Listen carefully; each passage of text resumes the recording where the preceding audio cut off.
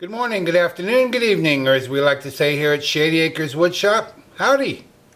I have this piece of cherry branch, and I have in mind one of two things that I will make from this, or attempt to make from this anyway. This is not my specialty by far. And I'm intimidated and I'm scared, and it's probably not going to work out the way I want. I have in mind either an emerging vase, which would be my preference, but it'll probably end up being an emerging goblet. And my influence for both of these, either of these, I should say, is Yuval Lahav and Mike Waldt. Yuval has done many emerging pieces, and I like every single one of them. And he did an emerging vase, but his piece was much larger than this. This is currently about 8.5 inches long, about 2.25, depends on where you measure it, almost 3 inches here, 4 inches at the base. This will be the base, this will be the top.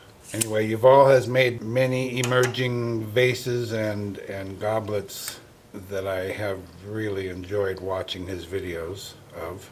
And Mike Waldt, of course, is the Goblet King.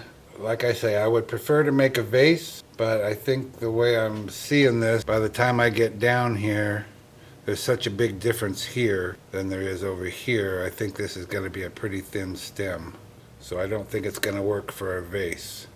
Now, I could have arranged this differently. I could have moved my center point in a different place, but I really wanted to save the shape of this foot because it kind of looks like a foot, kind of looks like a shoe, kind of looks like a boot. And I wanted to save as much of that as I can. Now I'm going to have to come in here and cut a tenon on the bottom of this, and I've marked out for a tenon. And I'm actually going to have to come up here a little ways to get to my 2-inch diameter up this way. So I'm probably going to lose a lot of that anyway. So I don't know. I don't know really what I'm doing again.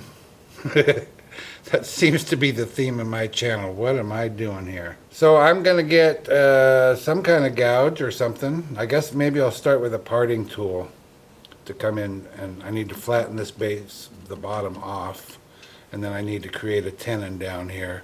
Then we'll turn it around and start our work from there. So stand by for an adventure once again. I also wanted to mention that Valerie is the person that brought me this piece of cherry when she brought me all the maple and whatnot that she brought. Thanks again, Valerie. Appreciate it. We're going to be turning at just under 800 RPM to start. I might be able to speed it up, but I'll start there.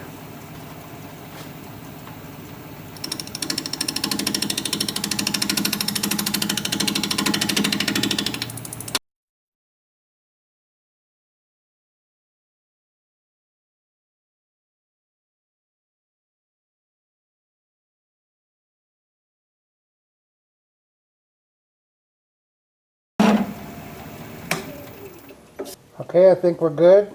I'm going to take a knife and trim this bark off. Just use my pocket knife, I guess.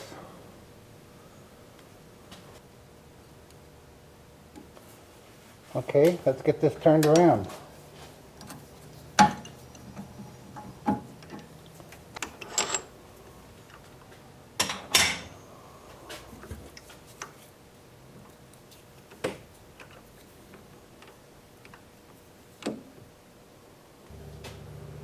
I'm pressing the piece into the chuck jaws with my tailstock here.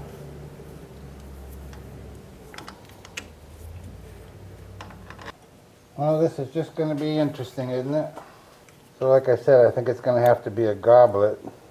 And I know enough from watching Mike Waldt that I need to start up here and determine an outside diameter, an outside shape. Now I'm not locked into this length. I guess with a goblet it's subjective, whatever you want to do. I don't have to start clear up here, but I can. I don't think there's any hope for making this a natural edge goblet. Well, let's see. I guess if I left it alone, it's off by about 1/4 inch, I guess. Might be okay. I'll try that. So I'll start shaping down this way a little bit.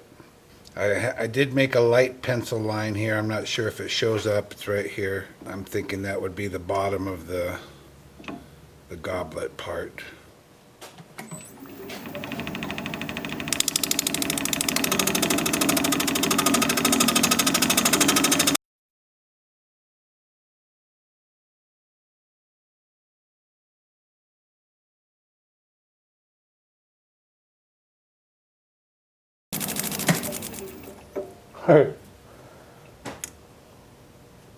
I'm going to trim some of that up because it's just slapping my hand silly here.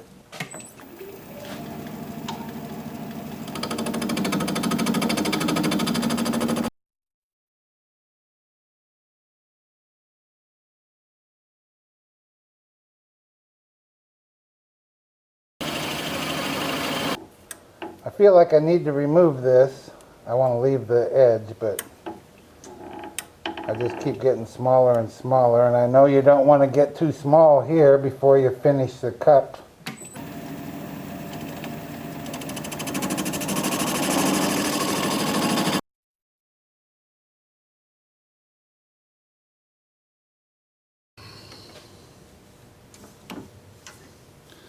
I guess we'll find out if that's going to hold it or not.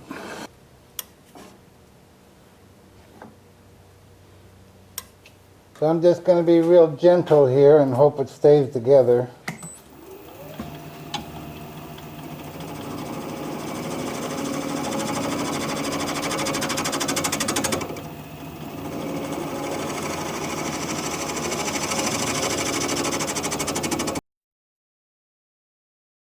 Maybe I'd do better with a bowl gouge. I don't know. Probably do better drilling it out. That's what I'd do better at.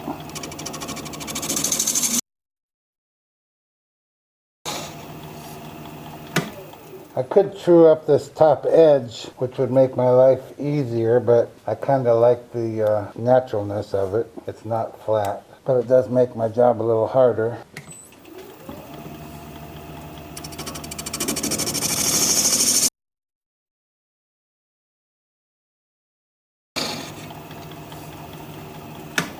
Why don't I just drill it out? This is going okay, but that would just speed things along.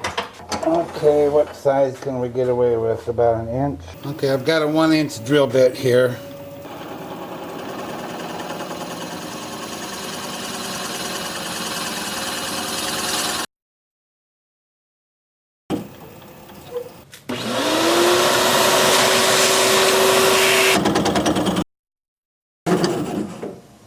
I think this cherry's a little wet. I'm sure Valerie probably told me it was wet and I forgot. I just eyeballed that depth, so maybe I want to be careful here. That's pretty close to where I want to be anyway.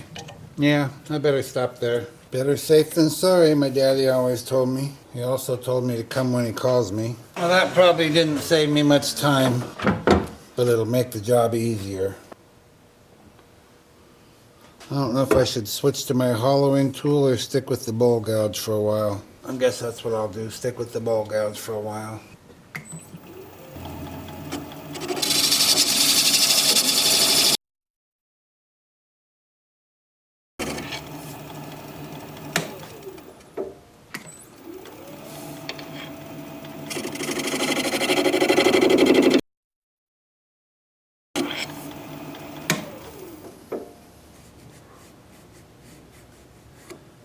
Yeah, that's a pretty good taper. I don't feel any ridges or bumps. I think we're ready to sand and finish the cup. I'm starting with 150 grit and I'll work up through at least 400. On something this small I typically go a little finer, but I don't know. We'll see how it looks.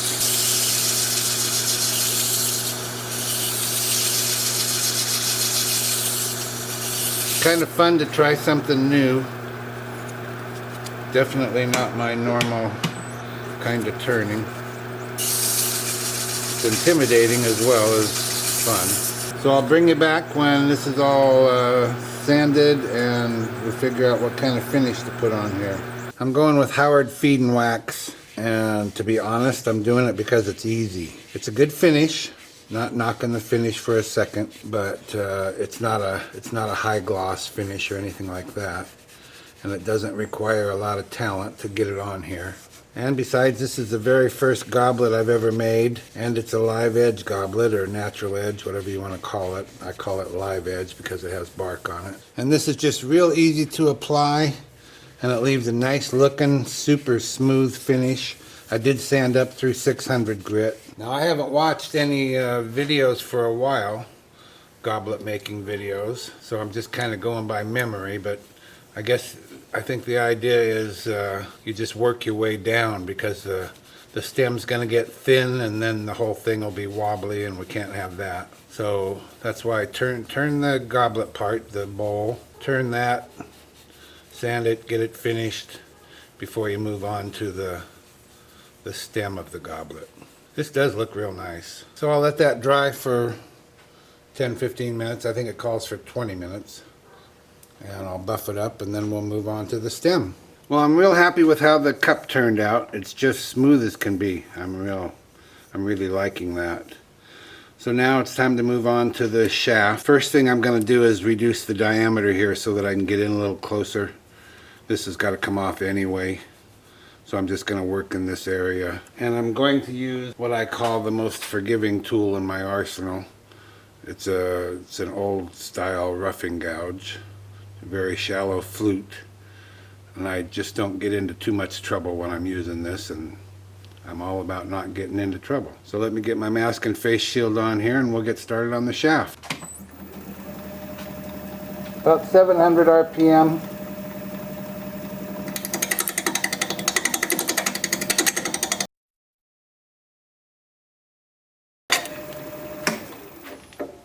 I don't know how much of this I'm going to keep down here, so I'm going to stop here and just kind of see how it looks as I go. I intended to keep all of it, but it might just be a little long, at least for my first one ever. So I'm going to come back up here now that I can get a little bit closer and just keep working in this area.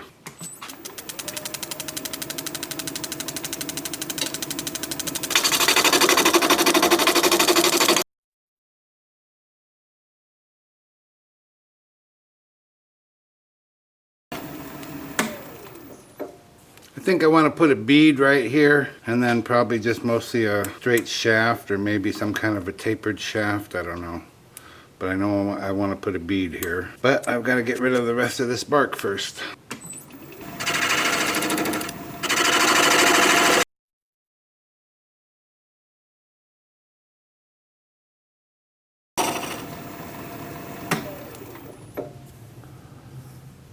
Well, that looks kind of good with a little bit of bark left, maybe. Maybe it looks good. Looks good to me. It's very thin. It might go away just with sanding. I don't know. Let me work on my bead here. Something else I am not good at. I guess I'll work without a mask and face shield. This doesn't look too terribly dangerous or messy. I have to be careful about my lungs, so that's why I always wear a mask. But this isn't too bad. I guess I probably won't be able to leave this because this is just too thick, and my bead here would be too big. So I'm going to bring down the diameter. I'm still going to work on just the bead right now, but I'm going to bring down the diameter right here a little bit.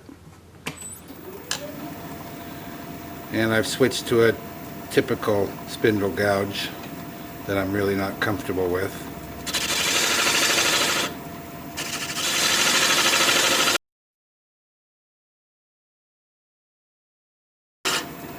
Yeah, I kind of like that. I don't know if that's still called a bead. I'm having a little trouble here because I started working on this yesterday, kind of late last night or last afternoon, and this has changed a little bit in diameter, and so I'm not getting a smooth cut off of here. It's vibrating a little bit. I'll see what I can do about it. Probably not much.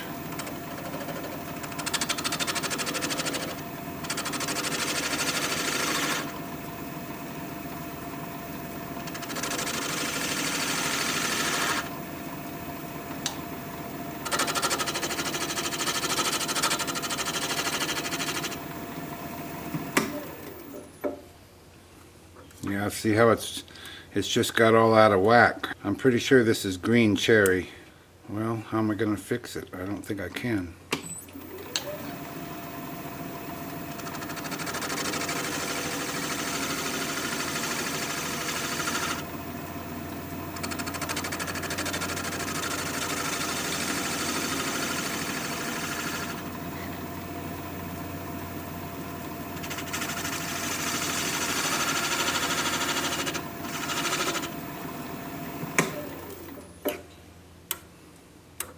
Yeah, that's no good.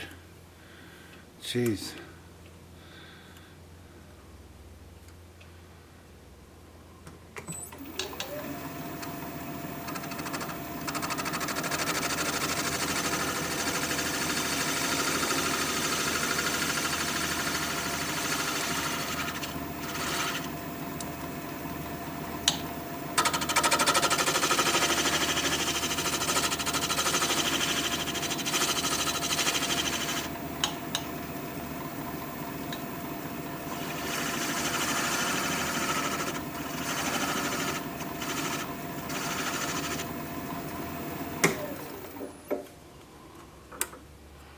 I think I'm going to have to rely on sandpaper here. Hate to do that, but I don't know what else to do. Okay, well, I'm going to start working on the shaft here.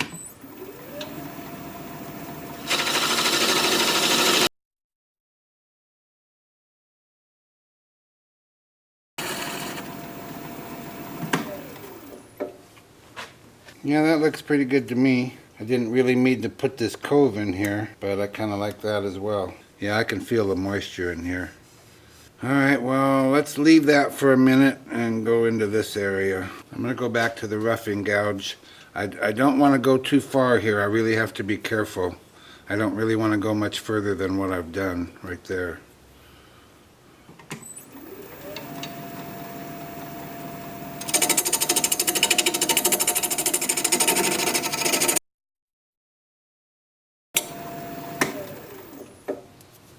Yeah, I'm getting there. I'm not there yet, but that's kind of the look I had in mind.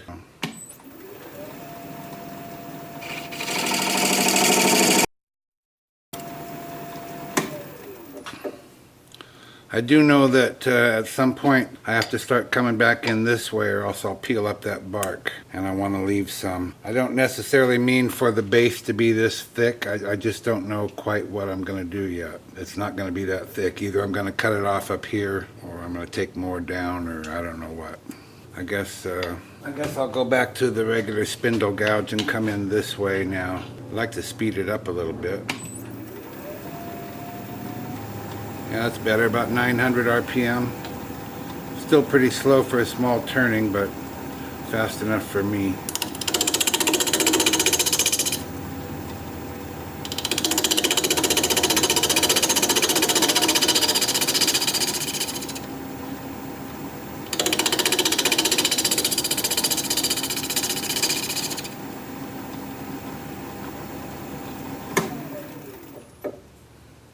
Have to be really careful that I don't end up with a huge base and that I don't wipe it all out and not have a live base, live edge base. I gotta tell you right now, I'm feeling pretty good about it. It looks kind of cool to me right now.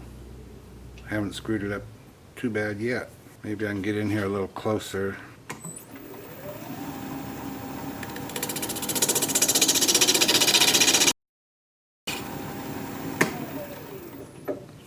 I just have to stop and start because I'm just not confident. That's just too big, but we're getting there. I got to be careful about what design this should be at the bottom. I don't really know. I guess for ease of getting this off of here, I guess I'd like to just about split this in half and just have about the same amount of bark down here as I have at the top, so about a 1/4 inch. Maybe I should work on, is that going to be a bead? Kind of looks like it might be.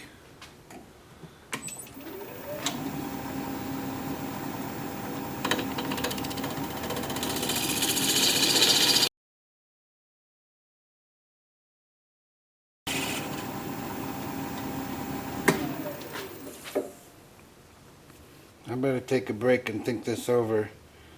It kind of looks good to me, even with this whole thickness. This isn't done, don't worry, not done. I just don't know what I'm doing yet.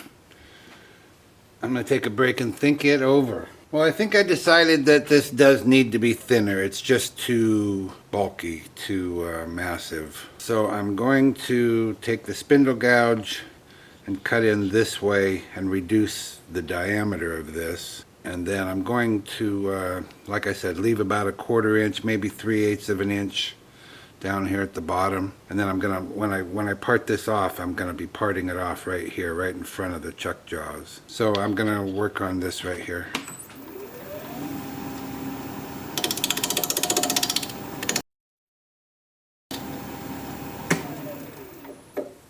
Now I think I'm gonna go ahead and take my parting tool and just come in here and make a partial parting cut so that I can flatten off this bottom.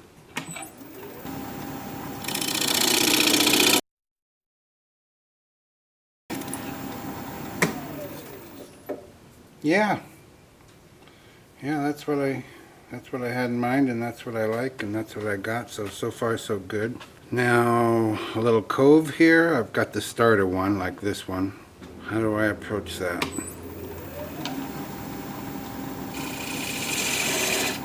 Don't screw it up now, big guy.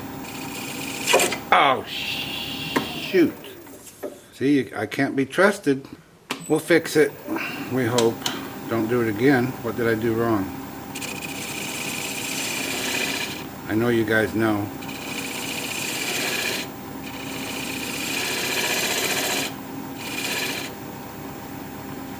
I know you know. So clue me in.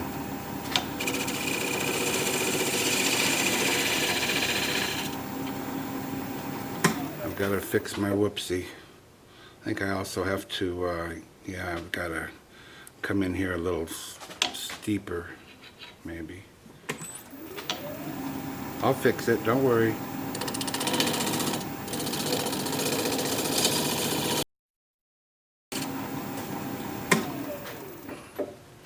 Dang it. That's what you get when you don't know what you're doing. So do I come this way? Or do I go this way? I don't know. I feel more comfortable going this way, but it's probably wrong.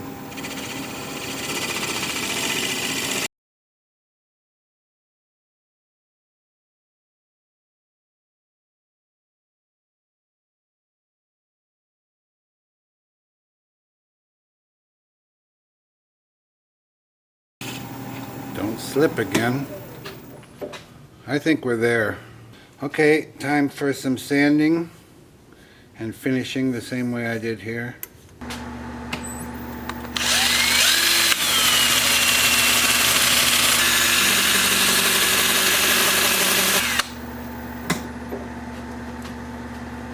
Yep, that looks and feels much better. It's smooth without being, without wiping out the details. Way better. So now I will grab some strips of sandpaper. I'll probably start at about 150 grit and work up through 600 like I did the bowl here.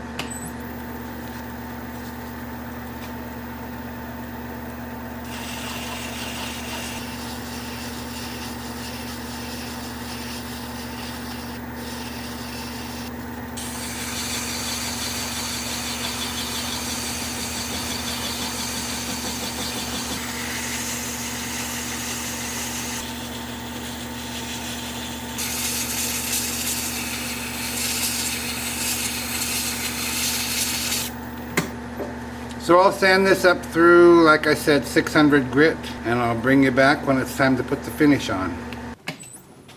Well, we just about have this project wrapped up, huh?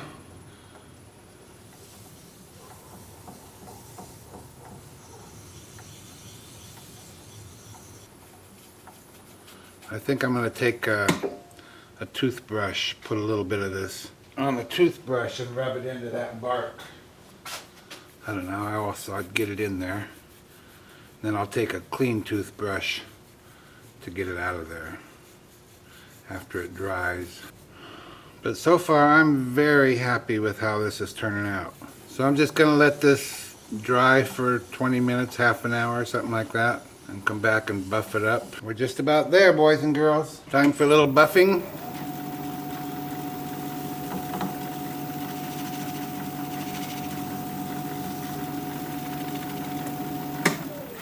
And I've got this clean toothbrush here.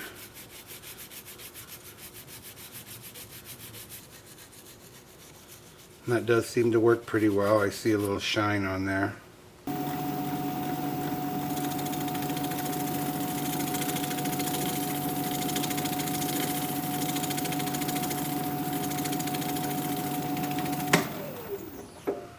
pro tip, you can get these toothbrushes 4 for $1 at the dollar store. Oh, that feels nice. Feels nice. Stand by for parting off.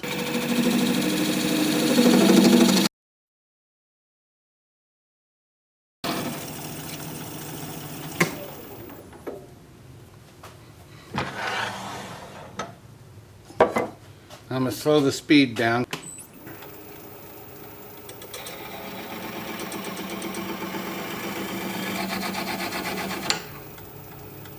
Success.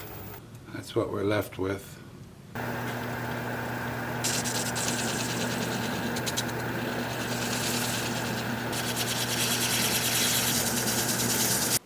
There it is, finished. I set out to make a emerging goblet, or perhaps it was going to be a vase. I don't know if I'd call this emerging or not. Certainly it's a live edge, if nothing else. Kind of looks emerging to me, but I guess I think of emerging as more natural at the base rather than turned and sanded and polished and whatnot. So emerging or live edge, I don't know, but there it is. I am very happy with it. Again, I didn't set out to make the world's tallest or thinnest or anything else. I just set out to make a goblet. Again, I want to thank Mike Waldt for his technical skills and what he's taught me about making goblets. And I want to thank Yuval Lahav for his vision in making this type of thing, emerging pieces. They've both been a huge help to me. I can see, hey Mike, I can see where this would be habit forming. Maybe not for me, because I'm just not good at spindle turning, but I can see where, boy, next one I want to make a really tall one. I want to see how skinny I can make it. I can see that challenge, and that is appealing. So thank you both, and I will link to their YouTube channels down in the description for this video. Speaking of this video, if you liked it, thumbs up please, I'd appreciate it. If you're a subscriber, thank you very much. Truly appreciate that as well. If you're not a subscriber, you might consider becoming one. I put out regular videos about 1 a week, and I'd like to keep in touch. So for now, this is Phil, Shady Acres Woodshop, signing off.